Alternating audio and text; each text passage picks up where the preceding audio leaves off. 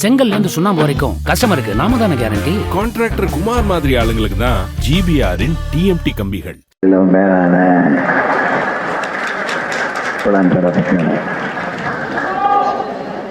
இன்னைக்கு நாள் பூரா அவரை நினைச்சுக்கிட்டே இருந்தேன்னா குரல் கூட அப்படியே மாறிடுச்சு. உங்கள் எல்லோருக்கும் என்னுடைய மனமு வந்த அன்பு மரியாதைகள், வணக்கங்கள். திரை ஆண்ட கலைஞர், நிலம் ஆண்ட தலைவர் என்று போட்டு இருக்கிறார்கள்.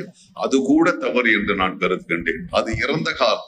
திரை ஆண்டு கொண்டிருக்கின்ற, நிலம் ஆண்டு கொண்டிருக்கின்ற தலைவர் என்றுதான் நான் அவரை சொல்லுவேன்.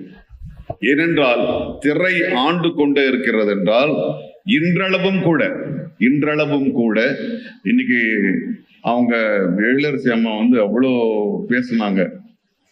இப்பதான் நல்ல ஒரு மழை இடிச்சு இறங்கின மாதிரி இருக்க, உடனே என் பேரை கூப்பிட்டாங்க. நான் என்ன பேசுறதுன்னே எனக்கு தெரியல.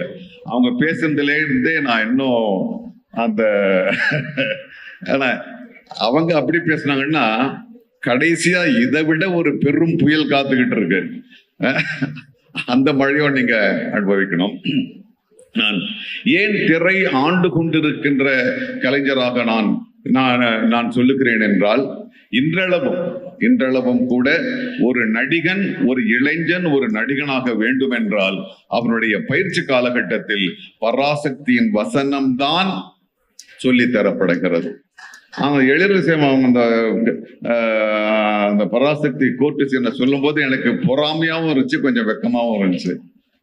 எப்படி எவ்வளவு அழகா பேசுறீங்க. அது அவருடைய எழுத்தினுடைய பலம். அது ஆக இன்றளவும் கூட தமிழ் சினிமாவில் ஒரு இளைஞன் நடிகனாக வேண்டும் என்று நினைத்தால் கலைஞர் சொன்ன வசனத்தை தான் முதல் அட்சரமாக கற்றுத்தரப்படுகிறது என்றால் அவர் இன்னும் அவருடைய எழுத்தாக வாழ்ந்து கொண்டிருக்கிறார். நிலம்